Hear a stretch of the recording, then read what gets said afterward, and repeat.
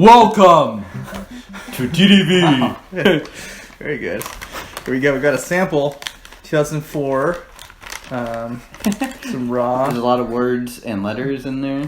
Yeah, looks like what's the factory this is from? So it's the Yee On Import Export Corporation. Okay, 8582. okay, got it. So it's a fairly generic factory name. It's the recipe is 8582. Right. It's not a That's the most official Munghai production, but yeah, this is from Yee On, who we brought on once, I think, onto a main episode, and I brought on to a couple on between episodes. So some Hong Kong storage, Pu'erh. I'm a big fan of these teas just as very casual brews. So this one's from 2004, so 17 years old, and 8582, so we'd expect it to be a little bit larger, more broad leaves than something with a little smaller leaves. But I've enjoyed this tea a couple times. I got a sample from them, and wanted to see what Denny would think. Yeah, smells great so far. Got the age on it for sure. There's some vegetal. I'm gonna give this one rinse. You know, what I do for rinses too is if I can get the cake broken up a little bit, I'll usually do one rinse. If you have kind of big chunks, two is better, typically. Yeah. Denny is also known as a rinse provocateur. Yeah. Provocateur? Yeah. Jesus. We've been drinking. I can't speak English. Too It's much. like, you non import export provocateur. Yeah, he just gives you long rinses to taunt you all. And How trigger you. dark that is. It's like Ooh, black. It smells great. Yeah, it really does. Yeah. I'm looking forward to this. You know, most people would smell like the previous tea we had and then smell this one and be like, yeah, let's do the first one. Like, I think Denny and I are like, I smell that and we're like, yeah, Let's go garden. do it. Yeah, it has like it's like if you could make a big pile of autumnal, like, autumn, fall leaves sweet. Yeah. That's what it is. It smells great. Look Do at that color too. you think this tea would pair well with gardening, or do you think that's a little too on the nose? To actually take this question seriously, which is what we tend to do, I think it would be too on the nose. I think you would have a hard time like distinguishing. You like wouldn't be able to get the flavor profile. You'd be like drinking it, and all of a sudden you just take a sip, except it's just like straight dirt. Yeah. Oh fuck! Damn it. I think that was an earthworm. Here we go. Cheers. Cheers.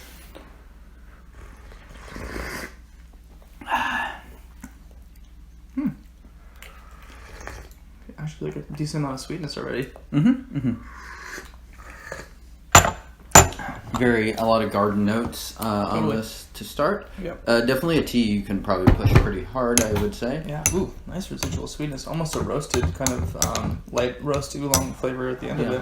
How's the cleanliness for you? Pretty clean? Actually, very clean. Yeah. Yeah. Okay, I agree. Yeah, which is interesting, especially because, you know, some of these Hong Kong store teas can be a little bit funky.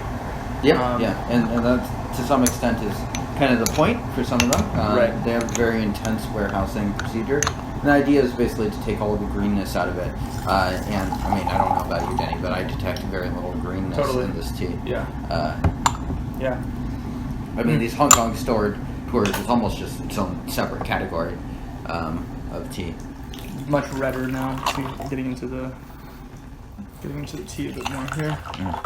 Smells great. Yeah, it really does. So last episode we had a much more of a kind of, you know, average man tea, if you will. Whereas this one seems to me to be a bit more of a tea drinker's tea. What do you think? Yeah, sure. I have a hard time discerning on these. For me, I mean, this I think could be an average man if they like this sort of brew. Sure. But I don't know. Yeah, I mean, I like this tea personally on the daily, but I don't know that this passes. If you're trying to get your mom into tea, this is not the first tea you would serve. No, but it's not at all abrasive or off-putting. I agree. I mean, I think you could serve this to somebody and say this is just an old age tea. This is what some age tastes like. Yeah. And they'd be enjoying it. Nice body, nice oiliness and thickness to it. Yeah. Yeah, quite tasty so far. Nice reboil the water here and let this hang out. This is the kind of tea that you can really push, and so we'll go ahead and do that now. Oh yeah. Yeah, rip to the rinse drinkers out there. Sorry, deal with it. Yeah. I'm surprised you're still watching. You haven't been triggered by the 396 episodes before then. I mean, yeah. Oh, look at this. Little left hand, little right hand, little left hand. You And learned how to dexterous. do this when you had shoulder surgery. That is so true. Yeah. Yeah, actually, totally right. Actually, one of the The very color, early beautiful. popular videos that was, I think, almost 8 years ago now, maybe 7 years ago, 7.5, we'll say, of TeaDB is you telling me how to do matcha with your arm in a cast. Yeah. And I think I don't think I've made matcha once since I that don't know if I have either. Oh, But it's gosh. a very popular episode, so happy y'all are still enjoying it. Yeah, cheers to that. Cheers. That's hilarious. Great color. Each time it's a little deeper on the color. Yeah, exactly. Much sourness now. Much more deep. So what do you think? Tomatoes or beets? Honestly, tomatoes. Okay, I agree. I was originally going beets. This episode is brought to you by a can of tomatoes.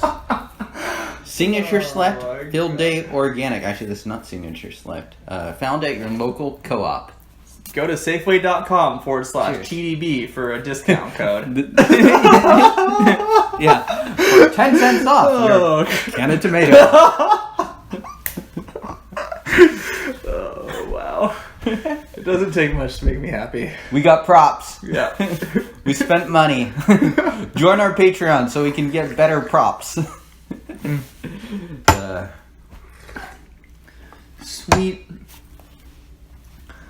I think this could maybe do ultralight backpacking grandpa style with this. I think. Yeah. Really zero abrasiveness whatsoever. Maybe just a hint of a tannin thing at the end of it. I'm really enjoying this a lot. I can see this being a really, really great daily drinker, high quality.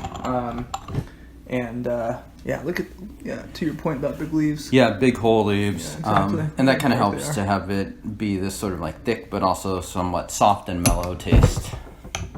Exactly, yeah. And so for folks out there who are wondering what the tea size would influence it, how that would influence things, James, what would you say? Like smaller leaves, like tipping leaves would be the other extreme, and Right. you would expect that to extract a pretty intense taste, especially early on. Right. This tea, it's going to be a little more spread out over a few steeps and be a little more mellow. I like that these teas also have a certain thickness to them. I'm not a big Huang Pian drinker, which are the even bigger yellow leaves. Those have become quite popular for some people, and those ones are even more mellow. But I tend to like leaves that are on the big side, but not too big. Yeah.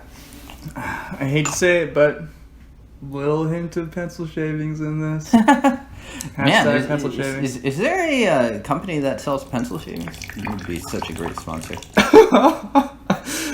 Bic.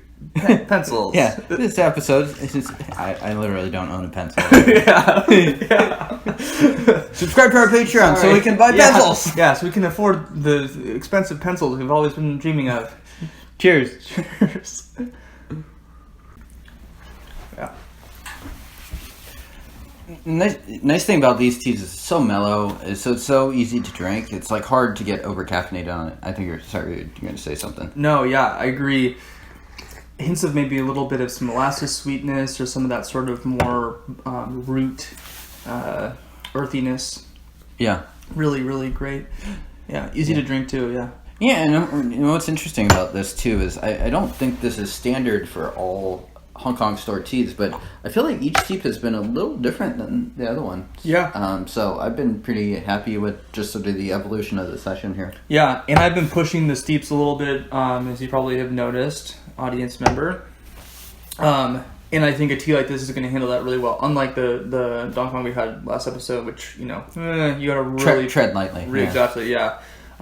So, delicious. Can people get this? What was this acquired? Yeah. So you can get it from Yee On Tea. Okay. It sells for 1,000 Hong Kong dollars, which is not this 1-to-1 conversion. Yeah. It's about $130 for a 357 gram cake, which I think is a very reasonable really price. good price. Yeah. We're using 4 grams here, so just a small amount of that. Totally. I would pick this up in a heartbeat to add to the daily drinking rotation, 100%. Yeah. And for the age that it is and how clean it is, too, you don't have to actually maybe even throw that rinse out. I know. So I'm trolling you, but yeah, I would also rinse most teas. Yeah. Yeah. If you really wanted to milk this, you could see it did have a little bit of like a powdery thing to it. I mean, this tea is gonna brew a while. It's like drinking the rinse. I mean, I don't think it's that big a loss. Yeah.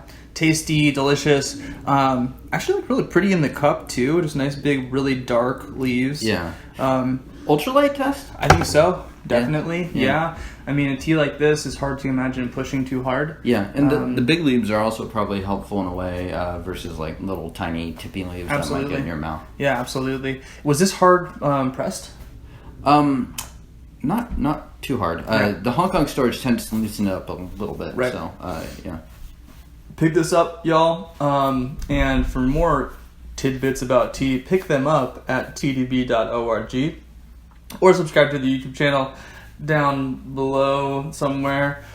What are we going to do for episode 400? We'll figure it out. Yeah, I don't know. We got a few more episodes to go. Yeah, so stay tuned, and we'll see you soon. Cheerio! Cheerio!